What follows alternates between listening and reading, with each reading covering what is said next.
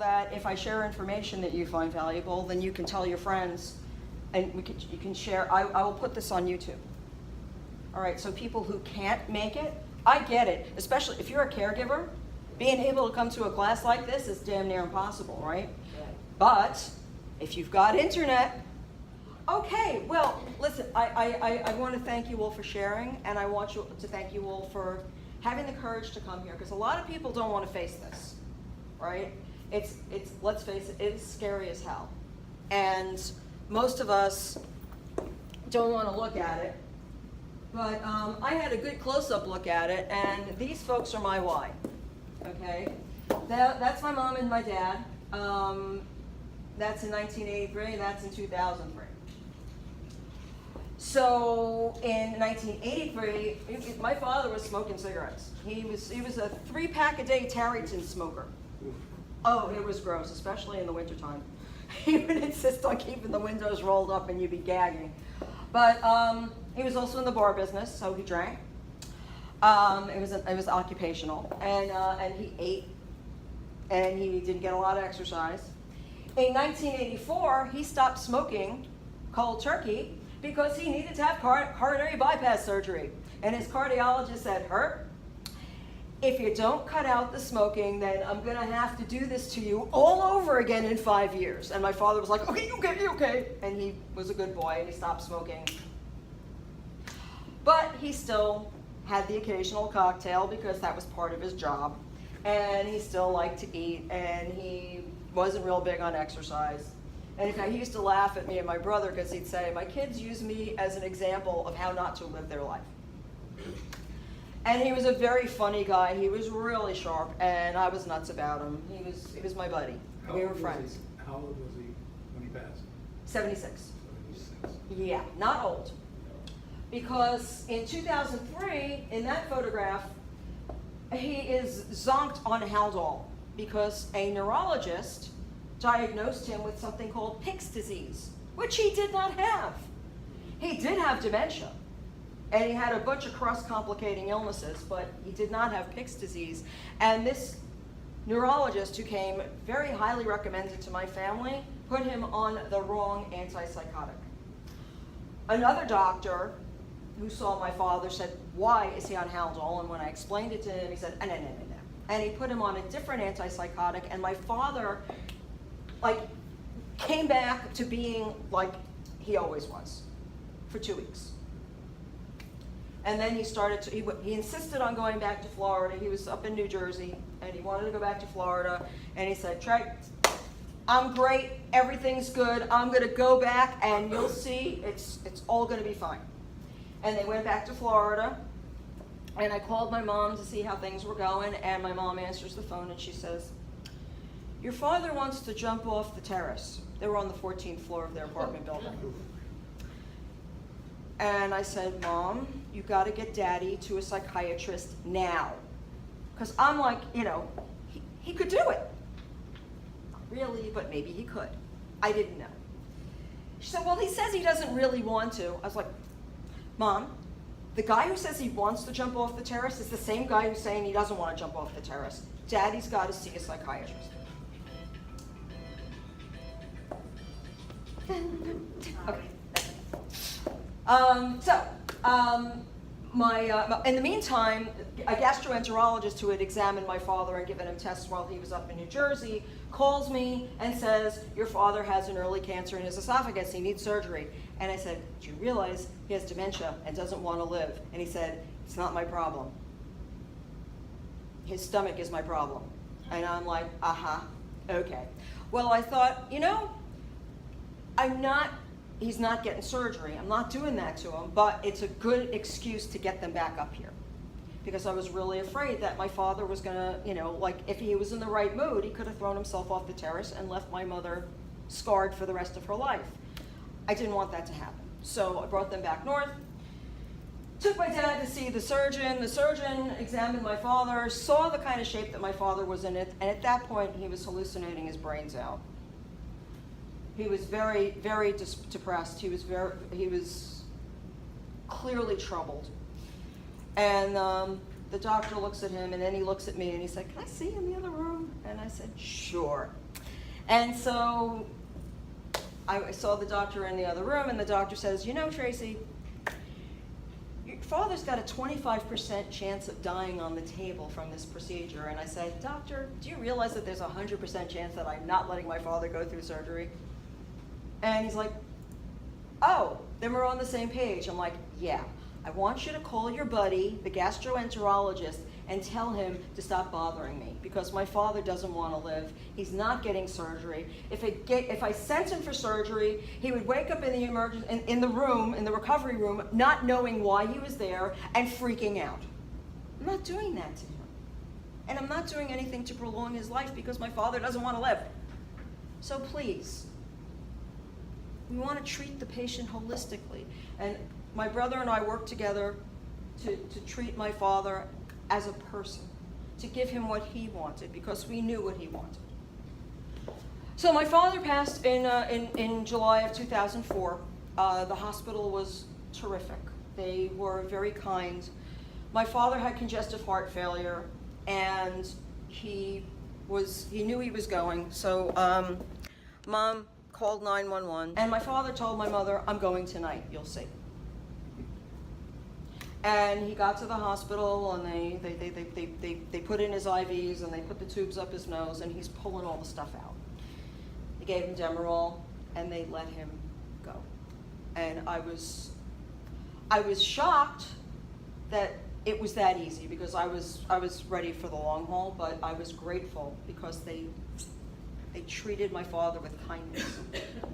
And my father did not want to live. He wanted to go to sleep, and he wanted to cross over, and that's what he did. So my mom lived with us for a short time after my father passed away, and she wanted to go back to Florida and resume independent living. I said, sure, Mom, go. And she was okay for a couple of years, and then things started happening in 2006. She had a heart attack, which she reported to me on the phone. She said, I had a clot in my chest, but I think it moved, so I'm okay. And I said, Mom, for the sake of argument, let's say you had a clot in your chest, and it did move. How do you know it went someplace good?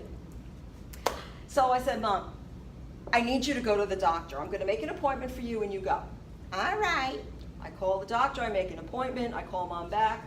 Mom, you got an appointment for 11 o'clock, go. I just put my bathing suit on, I'm going down to the pool. I'm like, Mom, get dressed. About an hour later, she calls me and says, well, I hope you're happy. The doctor says I had a heart attack and he's sending me to the hospital. I'm delirious, Mom, and it's all my fault, blame me. So they put in a couple of stents, and Mom was back to her happy over-shopping self. She loved to go to TJ Maxx on Mondays when they have the senior citizen discounts. She had 27 pairs of the same shoe in different colors. And, you know, she was doing okay for a while, and then she wasn't doing okay. My husband and I, to every vacation, we would go down to Florida, see how Mom is. Mission of mercy, not vacation. What's going on in her refrigerator, you know, how's she doing? And it started to become obvious that things were not so good. She would report to me that it was cold in the apartment, you know, because when it drops below 70 in Florida, it's freezing, right? Then she said that the heat wasn't working. And when I got down there, the heat was fine, it's just she forgot how to use it. She would go to the bank, take out a chunk of change to live on, and then she would say, I think they're breaking into my apartment because it's missing. And then it would turn up in the hamper. So started to realize that things were happening. Now, my mother's mother had dementia. The last time I saw her, she had speech aphasia. She couldn't remember how to speak English. When she came to this country as a child, she came from Romania and she spoke Yiddish. That was her first language, and she couldn't remember how to speak English anymore at 80 years old. And she ultimately died within that year after she moved to Florida. She dove out of bed to answer the phone. She was very jealous. She had a younger boyfriend, and she was sure that it was his girlfriend calling her. and she broke her hip diving for the phone and landed in the hospital, and she died. Did she speak another language, not English? Did she remember? It was Yiddish and English, and that was it. But her English was like really slipped away. But she remembered her original language, the Yiddish. Yes. So she was able to. She was able to communicate, yes. Unfortunately, her boyfriend spoke Yiddish well enough that he could translate for her. So, and then my Aunt Millie, my mother's older sister, got Alzheimer's disease, and she died of it, and that was confirmed. So my mother was terrified of getting Alzheimer's disease, and guess what? She got it. So, Do you have is there a percentage, I mean, is there any trackable percentage of the percent of people that die from Alzheimer's? Is there any, I mean, it's still sort of a new, I mean, it's been around a long time, but I mean. most people who have it die of it. Okay, so if you get it, you're likely to die. But You're nobody- likely to die of it but or nobody- complications You don't really from. know what percentage of the population actually gets Alzheimer's at some point. Yeah, okay. So the stats are like this: of people who turn 65, 70% will have a long-term care event, but it's not necessarily dementia. Okay, and Alzheimer's disease is one type of dementia, by the way. It's not the only. It's not either or. Yeah. Dementia is an overarching term that means cognitive decline, and Alzheimer's disease is the leading type of dementia. And so about 70% of people who have dementia have Alzheimer's disease. And just for fun, and we'll get to this, people can have more than one dementia at the same time. Yes? You said that most people who have Alzheimer's die of it. Yes. Could it be because, like in your case, you weren't going to treat your father for these things? Mm-hmm. And I know there were things happening with my mother that we weren't going to treat her, but Mm-hmm. I'm pretty sure she died of pancreatic or colon cancer. That's entirely And possible. How many people are just not diagnosed with the disease they actually died from? Well, in my father's case, He was like, his vascular dementia was not listed on his death certificate. He died from congestive heart failure, and obesity was a contributing factor. But vascular dementia was not a cause of his death. So in my mother's case, Alzheimer's disease was listed as a cause. Well, no. Actually, no, because they couldn't definitively diagnose Alzheimer's disease until after she died. And I actually had her autopsied. I donated her brain to a program at Mount Sinai where she was in a study, and they confirmed that she had Alzheimer's disease for me. But are you saying that you can die from Alzheimer's? You can, yes, because when you live long enough with it, the areas of the brain that control the autonomic functions, like swallowing, very often people with Alzheimer's disease forget how to swallow. Or they forget how to do things that they would usually do with autonomic functions. Breathing, swallowing, those kinds of actions. And the body doesn't remember how to do those things anymore, and that's when they die of Alzheimer's disease. But they can certainly die of complications, especially in the case of my parents, because they both had so many other things wrong with them. My father had pulmonary fibrosis, he had coronary artery disease, he had congestive heart failure, he had an early esophageal cancer. Vascular dementia was just the icing on the cake that made him miserable and made him want to die. In my mother's case, she had, now this is important, my mother had type 2 diabetes. There are doctors who say that Alzheimer's disease is type 3 diabetes.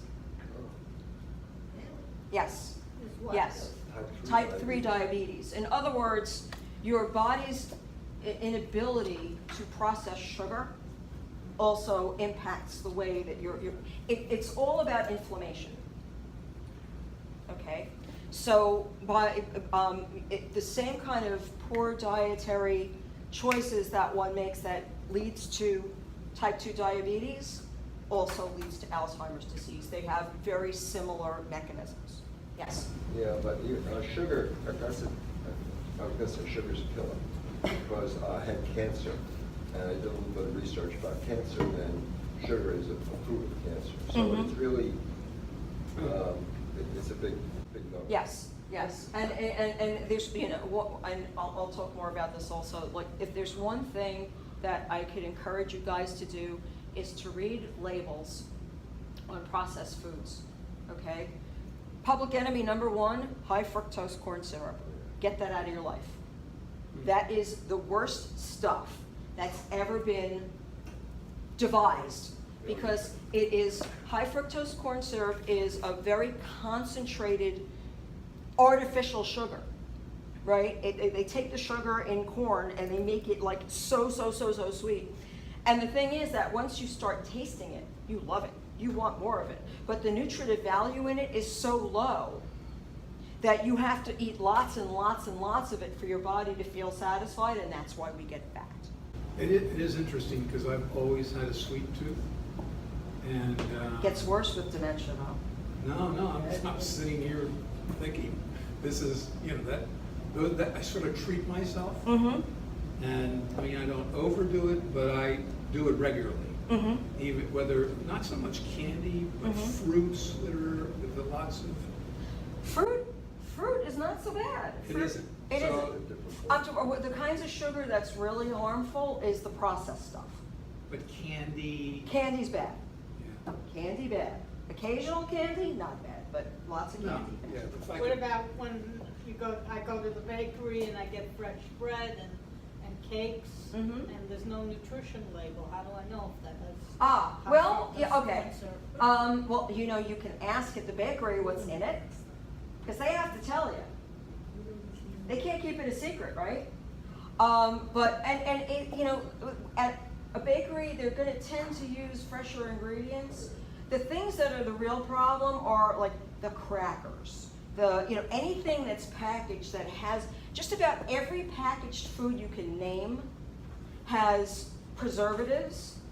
It's made with GMOs. What are GMOs? Genetically modified organisms. Okay. You ever hear in the news, like, they talk so much about like peanut allergies? When you were a kid, did you know anybody who had a peanut allergy? No. Yes. As a child, I'm telling you, like, back when we were kids, did you know anybody with peanut allergies? No. Why do you think that is? Why has this happened? My theory, and I've read stuff about this, is that because now in peanut butter and peanuts, they're genetically modified versions of peanuts. The stuff that was grown without human intervention, without science intervening, is better for us, because it's all the plants that we eat that we're not messed with are designed for our systems. The problem is that we have industries that make a ton of money by creating these things that they can sell to us in bulk, right? That's easy for them to produce and makes us sick. Yes. So are you saying that if in fact you've done a lot of that your whole life, and you're sitting in this room because of it, if in fact you change your diet and you eliminate some of the things that you have done in the past, is there any chance that will settle in and that you'll be benchmarked that way? Or once you have it, does it just keep? No, well, okay. I hate Well, to I say know. the question from the end of the year, Yeah. I mean, the end of the session, Yeah, right yeah, now, yeah. but I mean, I'm There's- sitting here thinking. There's empirical evidence that changing your diet and changing your habits can May not. arrest, Yes. and I've read that it can be reversed. I don't want to raise your hopes, but in some people it's possible. There are also, okay, and there are other things that you can do as well. Have you ever tried meditation? Only for about 5 seconds. Yeah. Okay, Yeah. because the thing is that I'm reading another book, which I'll talk about, which has, there's empirical evidence that doing meditation can reverse cognitive decline. That's interesting. Yeah, see, because we're looking at medicine to cure a syndrome that is not, that's not medically created. Yes. No, I wanted to go back to that peanut allergy that you were talking about. Would you say the same thing about gluten allergy? It's entirely That possible because there's They yeah. process the wheat. And, Yeah. Yeah. Now, I don't know, again, I'm not a doctor and I'm not a I know. scientist, but there's evidence, right? And, you know, I'm very healthy, okay? At 60, I'm in better shape than my parents were when they were 40, okay? However, I do have Hashimoto's thyroiditis. It's prevalent. Why? It's an autoimmune disease, right? And I'm annoyed because, you know, to me, you know, our bodies are designed to heal. And if we give it the right fuel, the thing we have to understand is that everything that we put in and on our bodies has an impact on our chemistry, right? So by eating more of the kinds of fuels that we are designed to thrive on, then we can fix disease. Because what is disease? It's dis-ease, okay? And it's by putting the wrong kinds of fuel in this magnificent engine that we have all been given, right? Then we can mess it up. If you put the wrong kind of oil in your car, what's going to happen? The engine's going to seize up. Bless you. Again, it's early in the going because, you know, science has a tendency to want to attack these problems from a drug perspective, from a medical procedure perspective, because that's where the money is. But we, as educated people, can actually look around and say, you know what? If I spend a little more money on organic food, because, you know, you go into the supermarket and you see how much more organic food is than non-organic food, it kind of makes you go, ah! But then you think about, if I eat this and I don't get sick, then am I better served? I think so. I'd rather spend a little more money on my groceries and not get sick than spend less money on my groceries and have to deal with Alzheimer's disease and cancer and and heart disease later, right? Because with the genes my parents gave me, the likelihood that I'm going to live a long time is really high. And while I'm around, I want to have this thing functioning. I want to maintain my independence as long as I possibly can. And I have a lot of information to share with people. I got to stay healthy and do it. Okay, so I'm telling you, I'm eating organic as much as possible. I'm limiting my processed foods. I don't drink soda. Okay. What about seltzer? Seltzer, the jury's out on seltzer. Soda's terrible for you because most of it either has sugar in it, high fructose corn syrup, public enemy number one, or if it's diet, then it's got stuff like Splenda in it. Splenda's not good for you either. Okay? So if you're going to drink something, water is the best thing that you can drink. If you don't like water, flavor it with lemon juice. Flavor it with lime juice. And if it's really got to be sweet, look into other alternative sweeteners like the most natural one is stevia. Although a lot of people don't like it because there's a lot of they do tend to have a bitter aftertaste. What about honey? Honey is actually very good for you, as long as you don't have a sensitivity to it. Yes. So what's actually organic? Every grocery store chain has come out with organic brands. Yeah. Are they really organic? Yes and no. There are strict rules about what they can say is organic and can't, but they can sneak stuff in. The best things to eat that are organic fruits and vegetables that you cook yourself or that you prepare yourself. That's what's gonna, then you know, right? You know, and just limiting the packaged stuff too. Because even if it says organic, the worst thing that you can buy is stuff that says all natural. Run when you see that. All natural, everything's all natural, really, if you think about it. So, you know, if it says all natural, be highly suspicious. How about like apples, fruit? Apples are great. Apples are really good for you. Fruit is really good for you. Berries. Yep, and yes, berries are terrific. Blueberries are awesome. Coconut oil, extra virgin coconut oil is terrific. It has proven to have very, very good properties for your mind. And it has a high smoke point, so you can fry in it. And yes, Yeah, the problem is meats. meats. Yeah, Not all meats though. Grass-fed meat, I mean the beef, but what about poultry? yeah, okay. The problem with poultry is we have a farming system that's horrible, okay? Yeah, I don't know if you've noticed, but like, if you go to buy chicken breasts, they're like average, like Tyson chicken breasts, they're like this big. They're like a football. The reason they're like that is because they are pumping these chickens up with hormones, right, to make them grow, and they grow fast, and they grow big, and they produce lots of meat, and it's cheap for them, and it's cruel as hell to the animal with the way that they were raised. And they're also, when you eat that meat, you are getting the hormones that they ingested in that flesh.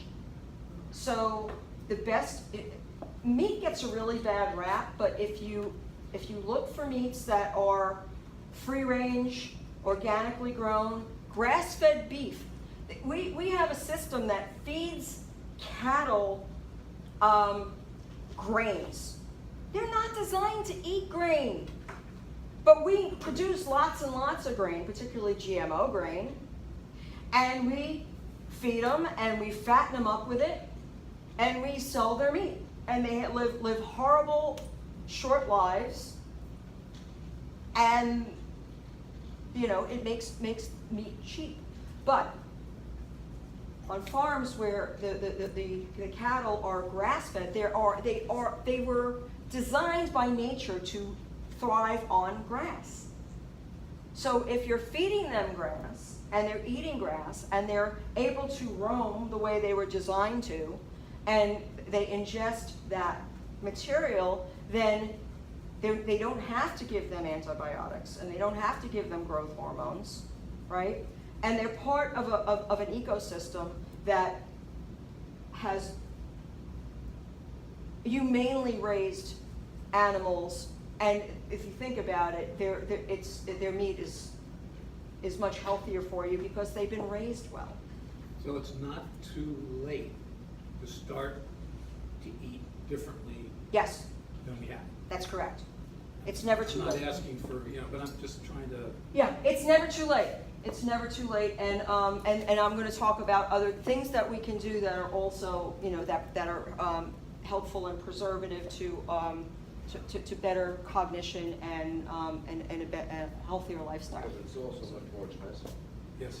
Yes, but It's much more. how expensive is it To take out the to go through treatment? How expensive is it to take those drugs that don't work? How expensive is it, right? Yeah, So- There's a trade-off.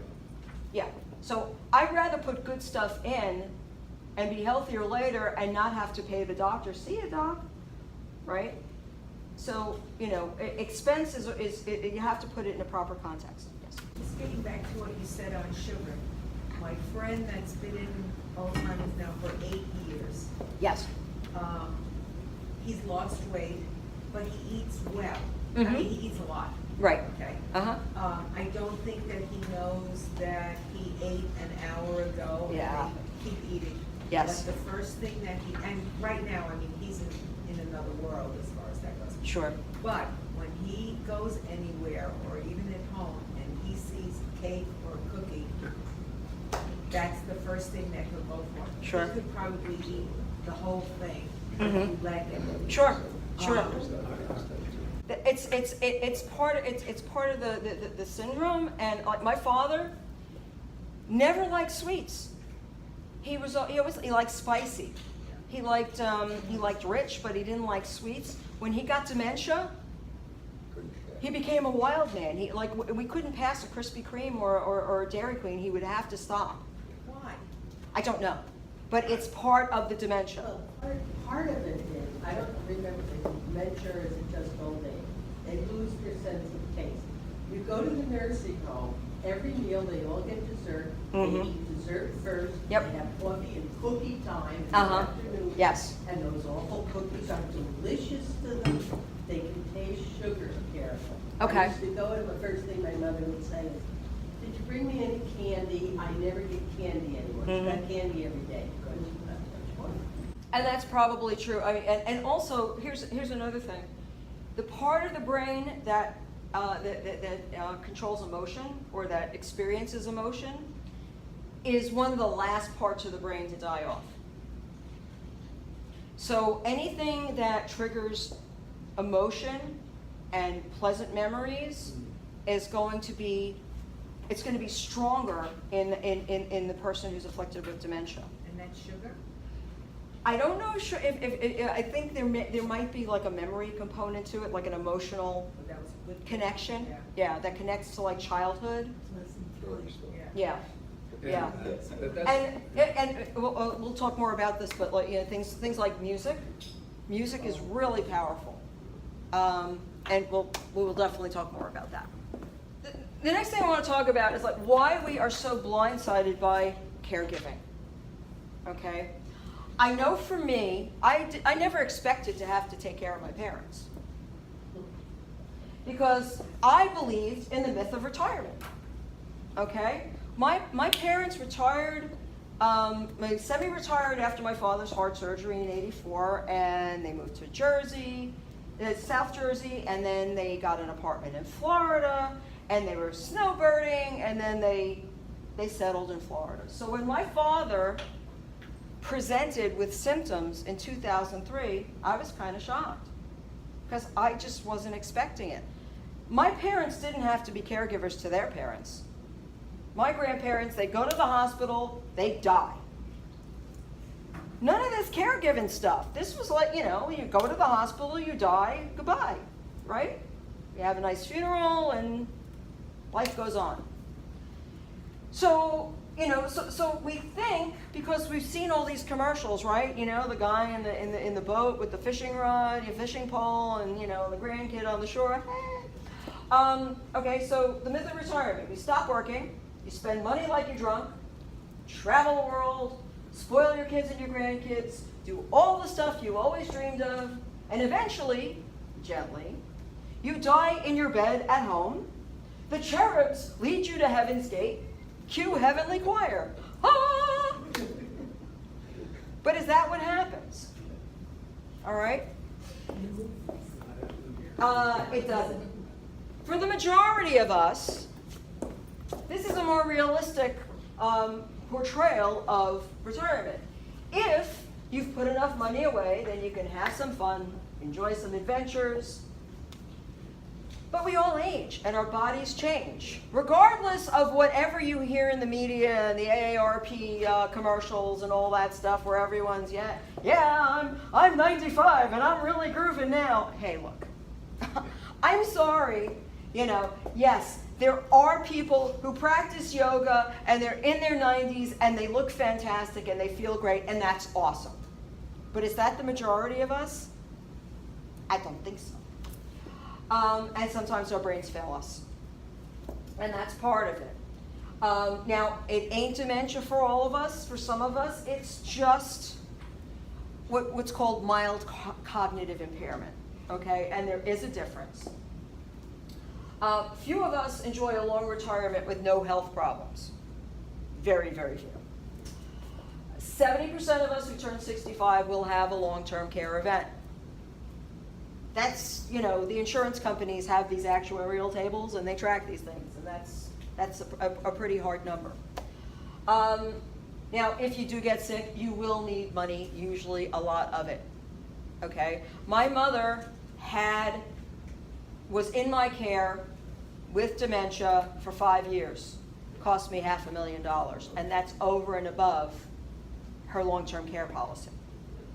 She had one. Most people- Thank God. My mother and father both had long-term care policies. They had a planner who worked with them, and she recommended that they get a plan when nobody knew what a long-term care policy was. When my father got sick and he said, yeah, I got an insurance policy. I'm like, yeah.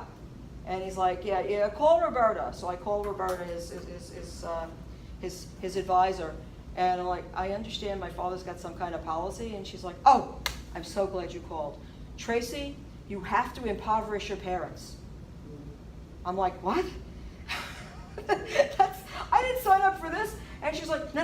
And then she started to explain to me about Medicaid. And at that point in time, Medicaid rules had just changed from 3-year look-back period to 5-year look-back period. And if you don't know what that means, I'll be getting into that. But and she was a really good advisor, and she had an inkling that with my parents and their lifestyle that something might happen and that they might need long-term care. And so my father bought 2 long-term care policies, one for mom and one for him. Yes? We tried to get it and we were rejected, lots of places. That happens. But fortunately for my parents, when they were about 70, which was the turn of the century, they were able to get it. So, yes? You have to impoverish yourself if you have long-term care. Oh! Yeah, we'll talk about it. Don't run out and impoverish yourself. Please don't. Please don't do that. Don't do that. Don't do that. Don't. But there's a smart way to locate your assets so that they will be there for you when you need them, and if there's anything left over, that they will go to your heirs. This is called estate planning. Okay? So please don't take from me, I got to impoverish myself. Please don't do that. Please don't do that. What I would suggest is that if you do nothing else, okay, once this class concludes, is go see an estate attorney and make sure that you have all of your documents. Yes? I would give everybody in this room simple advice. If you're looking into Medicaid eventually, the easiest thing to do, the best thing to do, besides all that, is move to New York. That's a good point. Really? Yes, Medicaid is much easier in New York, but also recognize that things change. So Home care in New York, home care, when you have Medicaid come into the house, no look back. yes, that's true. That's true. That's called that. Yes, that's called community. That's community Medicaid.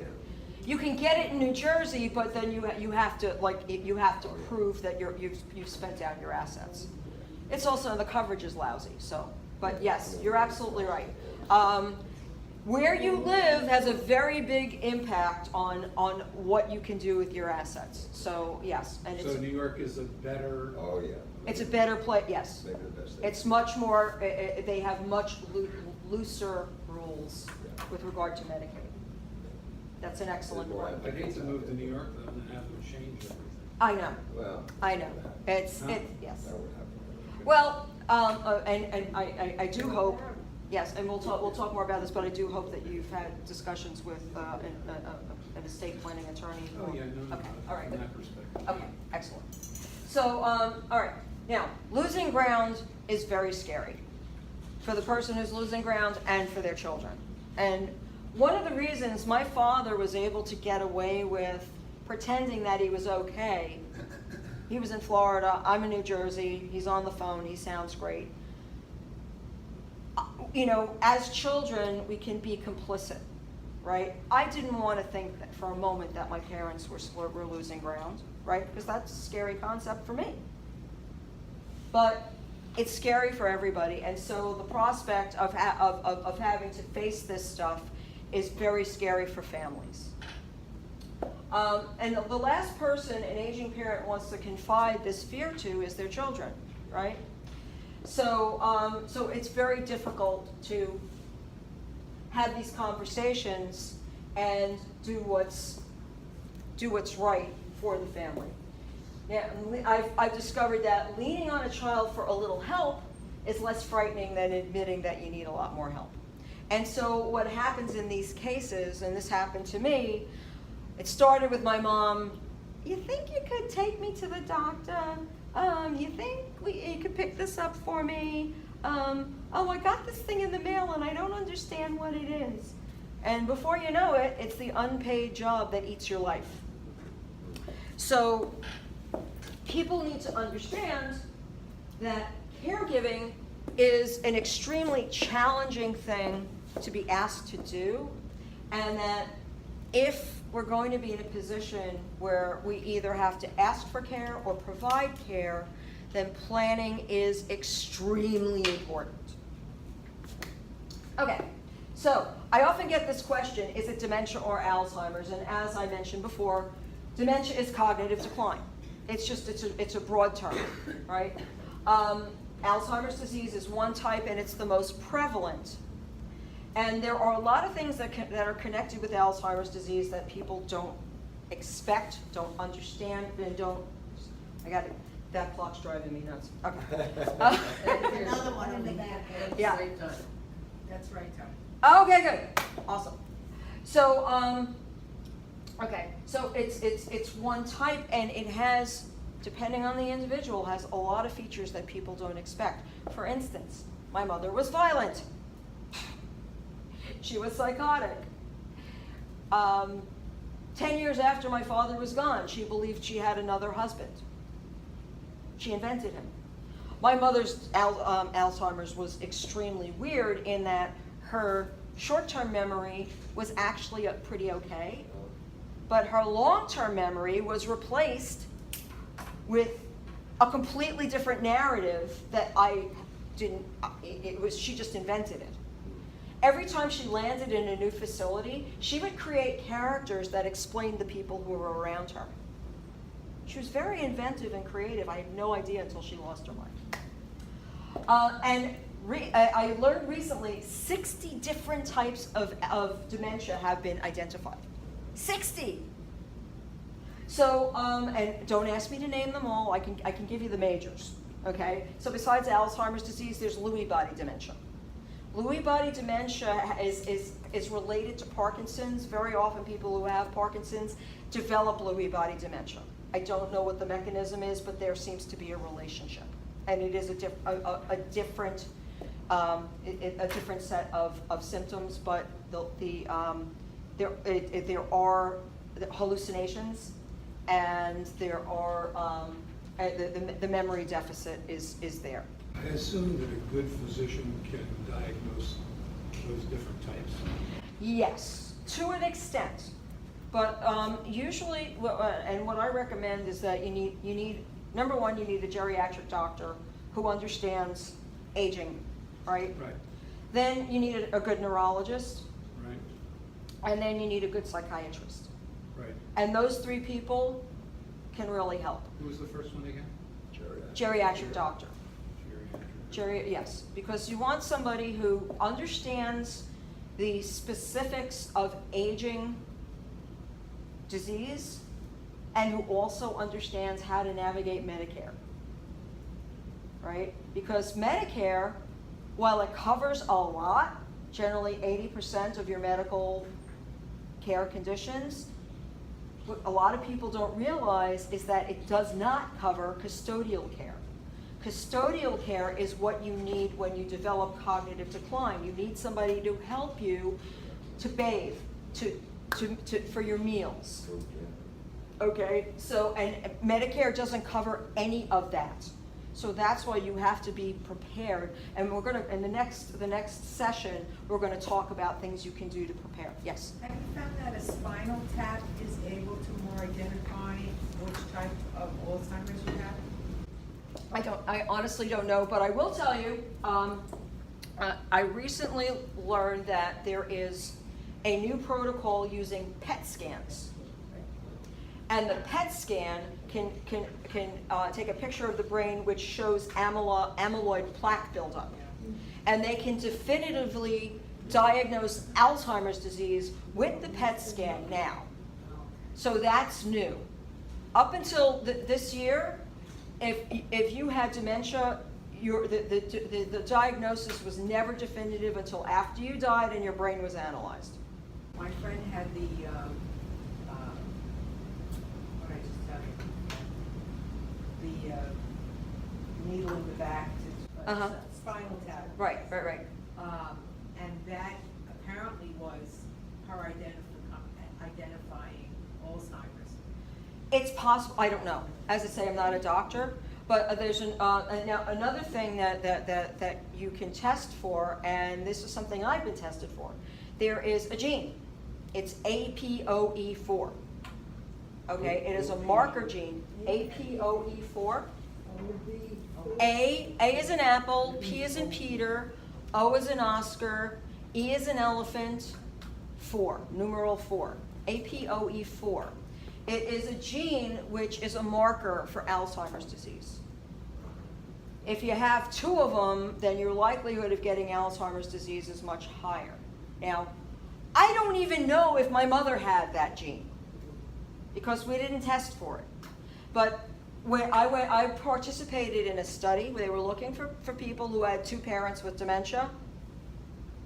And I got my cognitive test, and I got a 29.5 out of 30, and I argued with them because I didn't like the way an image was drawn. So I was a graphic artist before my parents got sick. So I argued with the guy. But, and they did a cheek swab, and they tested me for the APOE4 gene, and I don't have it. Hooray! Does that mean I'm not going to get dementia? No. But my odds of not developing Alzheimer's disease are greatly increased, and if I'm a good girl and I take good care of myself and I eat organic and I exercise, then the chances that I develop that nasty disease are greatly diminished. Let me ask you something. If in fact, albeit late in making all those things, is it possible to stop the spread of Alzheimer's or dementia? There are certain things that you can do which arrest the progress of the disease. And pro tip, it ain't Namenda or Aricept. Yeah, because I take Aricept. Yeah. And it's the evidence is that it doesn't really do much of anything. And there hasn't been another medication introduced since 2003. Namenda was the last one. Since when? 2003. And that was Namenda. And a lot of, and Namenda tends to be prescribed for later stage AD. So what's the difference? Certain advances enable earlier diagnosis, like I alluded to, the PET scan, all right? So and there are different protocols for the different diseases. Lewy body dementia has different treatment than Alzheimer's disease. Vascular dementia can sometimes be treated with blood thinners. Now, my father couldn't get blood thinners because he had a bleeding ulcer, right? Cross-complicating illnesses make these things a problem. But if you know what kind of dementia it is, that's if you're lucky enough to have a neurologist and a psychologist and a doctor who can help point you in the right direction, then you might be able to implement treatments and protocols and behaviors that will improve your prospects for living longer with higher cognition. Now, there's no known medical cure for any of them.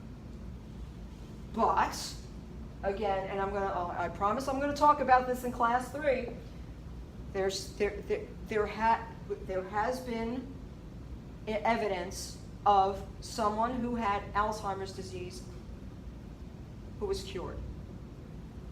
she was diagnosed when she was 62, and at 73 she had returned to work and was healthy. So So now, do they have any idea why? yeah, they do. She participated in a protocol that was able to reverse her. Which you'll share with us. I will share with you. Thank you. Okay, and as I said, Medicare doesn't cover custodial care, and that's really important to know, folks. So if you develop cognitive decline, or if you develop some kind of condition where you need another human to help you, you're not going to get help from Medicare to pay for it. So you need to have resources in place to be able to deal with that, okay? So preparation is crucial. All right, so what can be done? Okay, number one, you have to be willing to have uncomfortable conversations. All right, does anybody here have parents who are still around?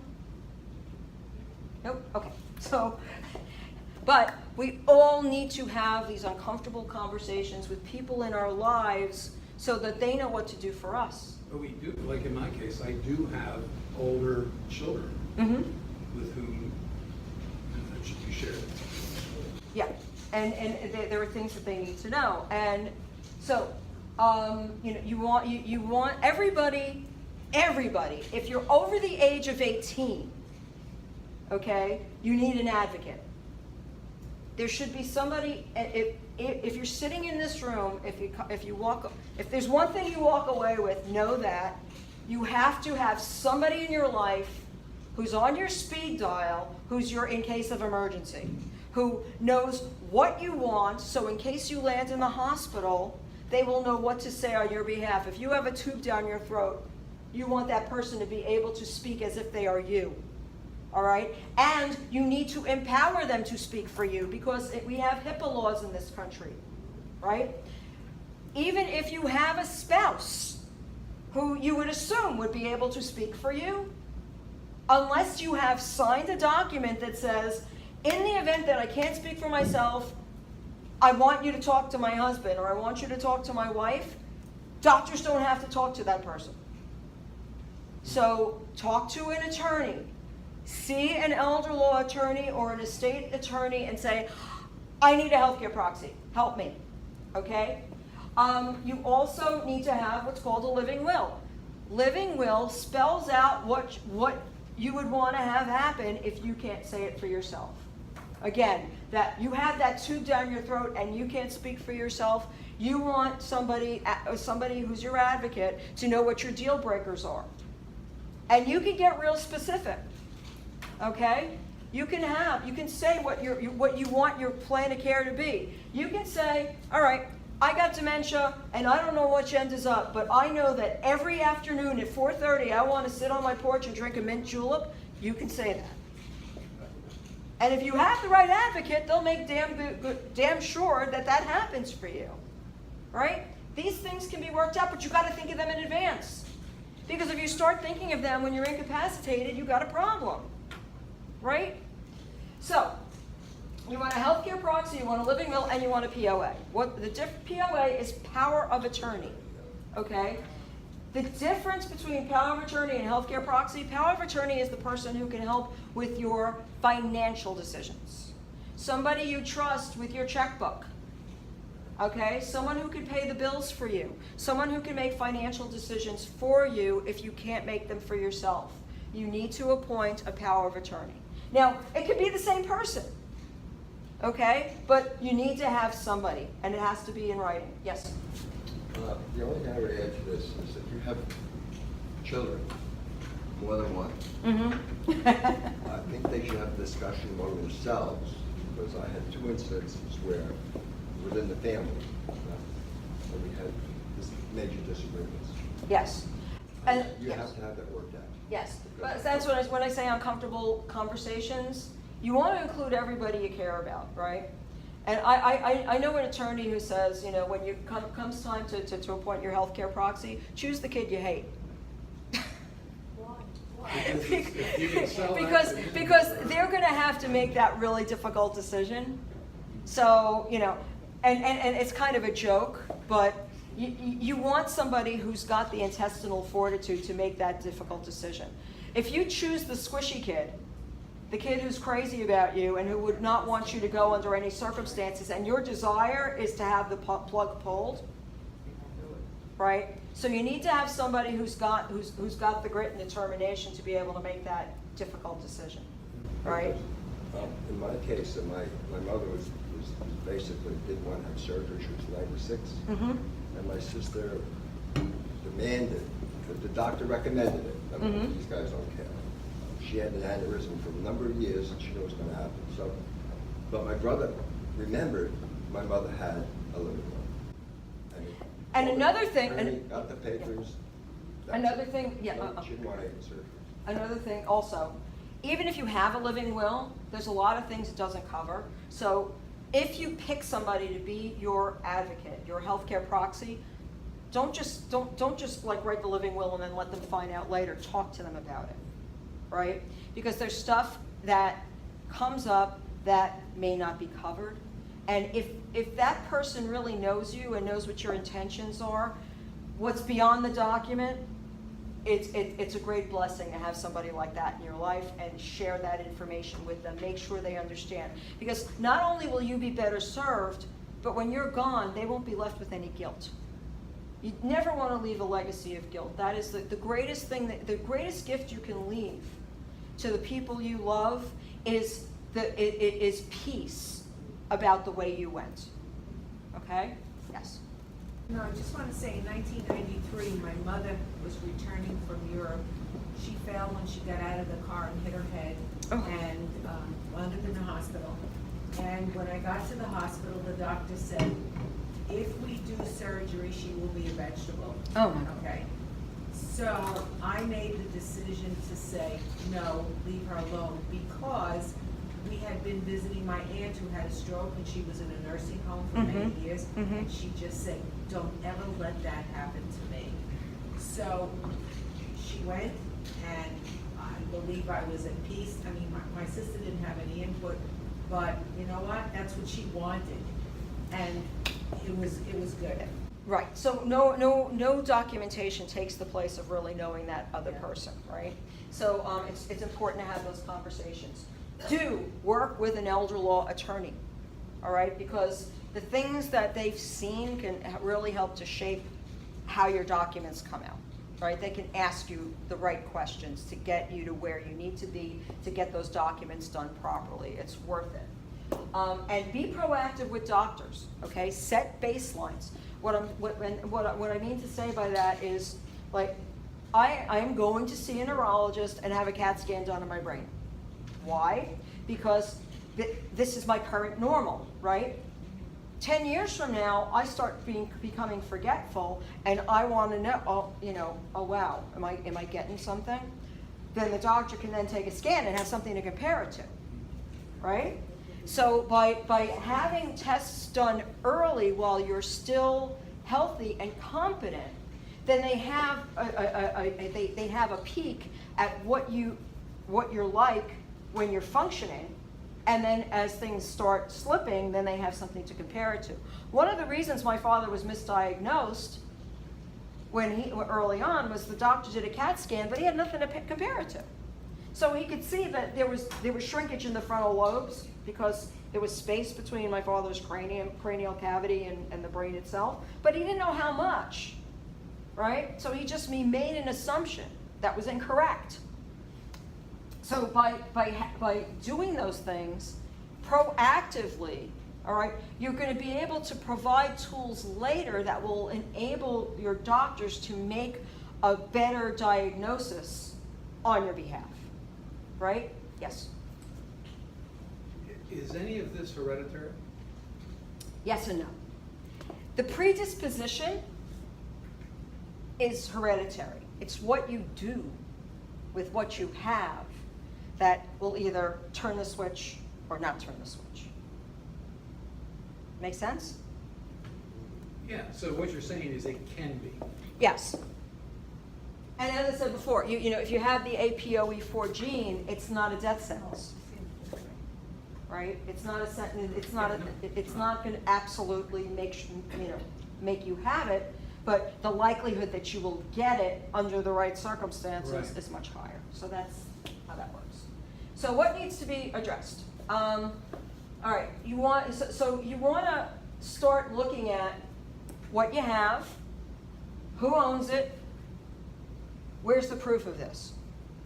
Okay, what do you want to have happen to your stuff? Do you want the whole world to know? Okay, now why am I saying this?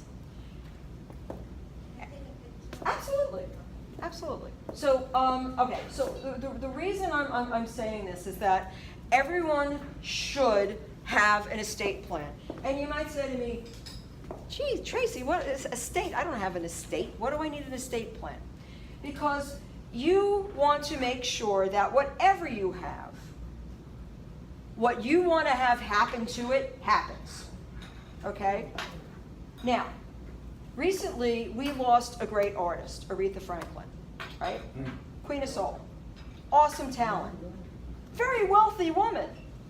And she died without a will. She did? Yes. I know that. Yes, and I will tell you, it breaks my heart that that happened. Right? Right? So she died intestate. Her kids are fighting with the cousin. That could have been avoided. Plus, everybody and their grandmother knows how much money she had because it's public record. Okay? I don't know what the number is. But She it's said 90 easy. million. Okay, it's easy enough to Google, right? Because it's public record. So if you care about your privacy and the privacy of your family and the people who you leave behind, then you want to do this. You want to enumerate what you have, who owns it, where's the proof, what you want to have happen, and what do you want to have happen to you, right? And who speaks for you if you can't, and do they know that? All right? All these issues should be addressed. This is important stuff. Yes? When does somebody who have Alzheimer's tell other people? The friend who's had it for 8 years, Mhm. the first couple of years, the wife didn't say anything to anybody. And what was happening is, all the friends were wondering why he was getting a little strange. Yeah. So she was sorry, though, that she didn't. Yeah, well, okay, there's a great deal of stigma in our society about any kind of mental illness. Absolutely. It's changing a little bit, but it's going to take some time. And when people like Gene Wilder come forward and say, you know, I have Alzheimer's disease, Ted Turner recently said, Yeah. Sandra Day O'Connor. Yeah. All right, so it's out there, and the more people who say, yes, I have this, okay, the better served we're going to be. It's a very personal decision. And a lot of times it's not because they don't want people to know per se, they don't want things to get awkward. They want things to stay the way they've always been. They want those relationships to stay intact, not realizing that those relationships can't stay intact because the person no longer has the capacity to be the same way. So it's a very, very personal decision, yes. It's interesting because I have shared my illness with friends. Because I don't want them guessing behind my back. Sure. I'd rather have them know that I have an issue. Right. And so if somewhere along the line something doesn't seem right, they can question me Sure. and ask me about it. And Sure. I feel much more comfortable doing that than saying to my wife, don't tell anybody that I Right. don't. Right. That I have it. Right. I mean, Right. it's clear to me I have it. I'm going to deal with it, but I want my best friends, not everybody. Yeah, I go to church and say, I'd like to let everybody know that but good friends, I want them to know so that they'll understand. Yeah. And they do. Yeah. You know, they don't sit there and go, oh, I feel so sorry for. They know. Mm-hmm. We all die of something, so it's Right, it's not right, really absolutely. as big a deal as we make it. Yes. That's why it's good to have all these things done before, even though you don't think you're gonna get any problems like dementia. Get it done while you're all, your capacity's full. Once the process Right. starts, Yes. difficult. Can Absolutely. with that stuff. Absolutely. I So, also make another thing? yes. would it be possible for you to make copies Sure. of this for us? And Yes. I'm happy to, help supplement it what costs there are, because I think Sure. I'm writing stuff down here and I can't even. I- Have that on the yes. website? Yeah, I will, if you give, does everybody here have an email address? Yeah. If you give me your email address, I think the roster is over there. Oh, I didn't get. Yeah, if everybody puts down their email address, I will email it to you. Oh, great. I'll email, and as we do the classes, I will email you the slides. Thank you very much. My pleasure, my pleasure. I made these for you, so I'm happy to share. Okay, so what are the consequences of inaction? Decisions must be made. Who gets to make them? Someone will pay. Who will it be? There's a financial cost. There's public record, right? The cost of having your dirty underwear, okay, seen by the world because you didn't do your estate planning. The emotional cost is huge, okay? There are some people who say, well, I'll be dead, who cares, right? There are other people who say, I want my last check to bounce. And that's fine. There are people like that, and that's totally fine. But if you're going to leave behind people you care about, you want to take note. The emotional cost can be huge if you don't have these conversations and you don't take care of this stuff. Okay? And then of course there's loss of life. And when I say loss of life, it's not just the person the person we're talking about who needs to do the planning. It's also the people who care for them. I'm going to hit you with a stat that'll probably blow your minds. 50% of family caregivers of people with dementia die before the person they're taking care of. If it's a spouse, it's 63%. 63% of spouses who take care of someone with dementia die before the person they're taking care of. Why? Number one, there's stress, and the real big one is that because you are you are spending so much time taking this person to doctors and treatments, you don't go for yourself.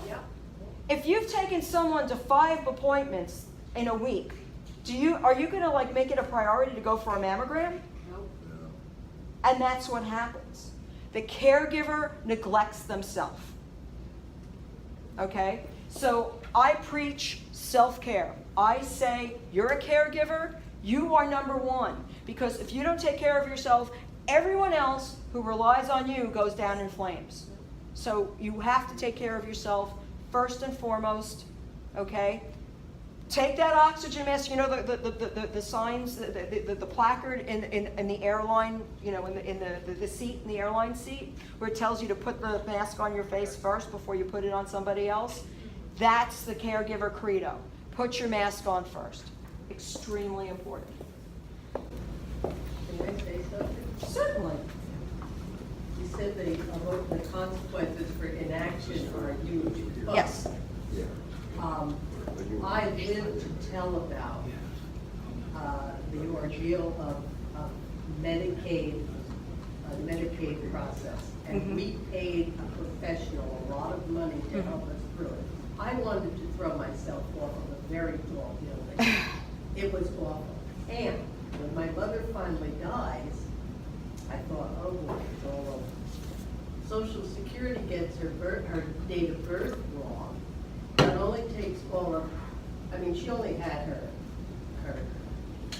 pensions that were going right to the nursing home and her Social Security. They not only went back into all of that, they went into my personal accounts because I'm the POA and took my money. And I haven't gotten it back yet. We just started getting the Social Security payments back, but none of her pensions and not my money. So I have to go through the process again of applying all over. Oh, It never ends. I'm so sorry. Don't be sorry, don't. No, but don't it- be the POA, yeah. don't be the. Well, okay, yeah, but that underscores another point. You have to work with the right professional. Well, she wasn't right. She got us through the Medicaid process. Well, Mhm. you still have to do it all. She told you what you have to Right. do. She'll Well, write the letter. working with an attorney though, with the right attorney could It was have, $15,000 yeah, but. an attorney. Oh, yeah, they're expensive. but- It does depend. They're still not going to collect the information for you. You know they found assets that my mother had, not much, after she was dead, that we never knew she had. No, we never knew she had. We used to get a free Can't house hide for anything. everything. Can't hide anything. All right, so if I may, because we're running short of time here, so I just want to talk a little bit about why dementia is different when it comes to caregiving. You know, the person who has dementia is unable to do a lot of things for themselves. They can't speak for themselves.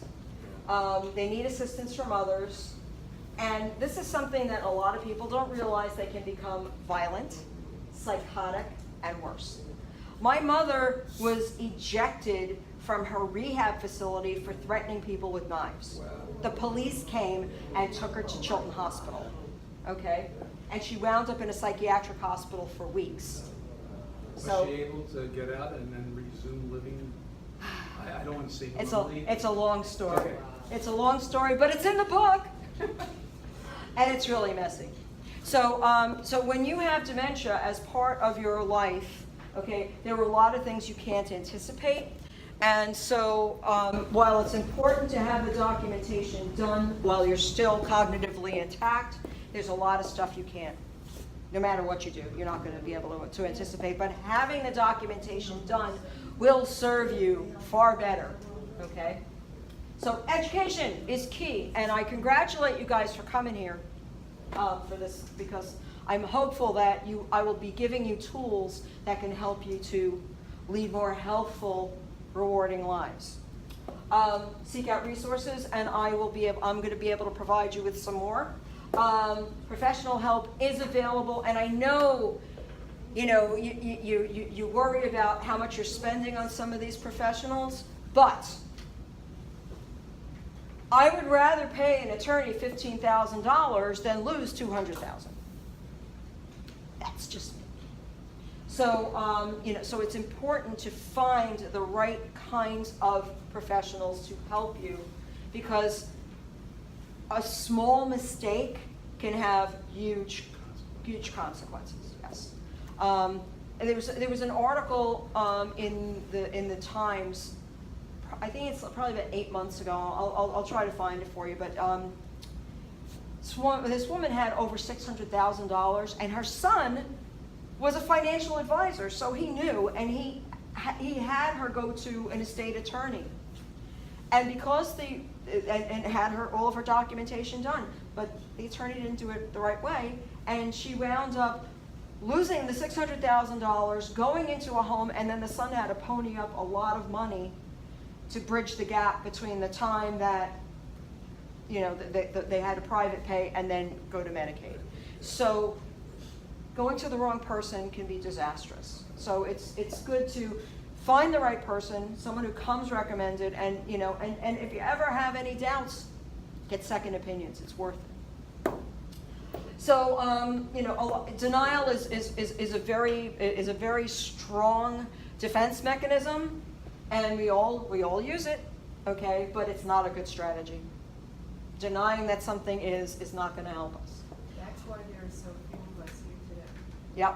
Well, tell your friends they can come to the next session. And that's why I Waiting. told my friends, Yes. because I want them to know. Yeah. Not because I want them to feel sorry, I just want them Be to educated. understand. Absolutely. Waiting is a very poor strategy because you never know, right? And there are things that may be happening right now that we're not aware of that are imperiling us. So by acting sooner than later, we're serving ourselves. Preparation will give you control when things get uncontrollable. Okay, so I was intending to actually read from my book today, but this is the book. It's Dementia Sucks. That's what the class is based on. And this is my story of how I was a caregiver to my mom and the stuff that I went through and the things that I learned as a result, okay? And unfortunately, I'm not gonna have time to read from the book, but if you like, we can go back to them next week, okay? Here's my shameless plug, okay? And if you go to the campus bookstore, they should have copies there as well. And in the book, you will find the 8 things you must discuss, okay, which includes all that list that you saw before, or you know, how and what those things are, so that you're prepared and you can go and take care of those things. So if I went to Barnes and Noble today, Mm-hmm. I would be able to find it. And if you can't find it, they'll order it for you. 'Cause Yeah, it's- no, okay. Go down, go across the way to the bookstore. It should be at the bookstore also. Okay. Yes. The bookstore is what? The retail price on the book is $16, which is probably what the bookstore is going to charge you. If you are an Amazon Prime member, right now it's only $11. Oh, really? Yeah, so you can save yourself some money that way. 30 copies at home, bring in for 12. Okay, so next week, session 2, preparing for dementia. Okay, do you guys have any questions? Prepare Yes. for dementia. Sleep apnea, is Mhm. that cause? Yeah, not that I know of. Okay. I've got it. Is They often work together though. Yes. PTSD, is that a form of post-traumatic syndrome? Is that a form of dementia? No, but it is. Affects the brain, you say? It does affect the brain. And, here's something else you need to know. Depression causes memory loss. So a lot of times when somebody becomes depressed, they will they will be diagnosed as having pseudo-dementia, okay? So, and a lot of times if you have someone in your life, you lose someone, and you're grieving for them, you will find that your memory becomes impaired. And a lot of people get worried about having dementia at that point, but it's not that they have dementia. It's a temporary thing. Because when you're in grief for someone, your cognition suffers. That's the other big problem facing depression. So depressing. Oh, yeah, no. Are you depressed? Sure. Sure you are. Yeah. We gotta keep trucking along. Well, do you guys have any other questions? Okay. So, I hope I answered a lot of the questions that you had. And next week we're going to talk more about preparation and how to get ready for the prospect of having dementia. So even if you're never going to get it, it's still a good idea to prepare as if. Because the kinds of things that I'm going to suggest to you, they're not going to hurt you, right? So if you don't get dementia, woohoo, right? Yeah. But if you do, you'll be better prepared for it. So, all right, guys. Well, thank you so much for coming. If you have So we're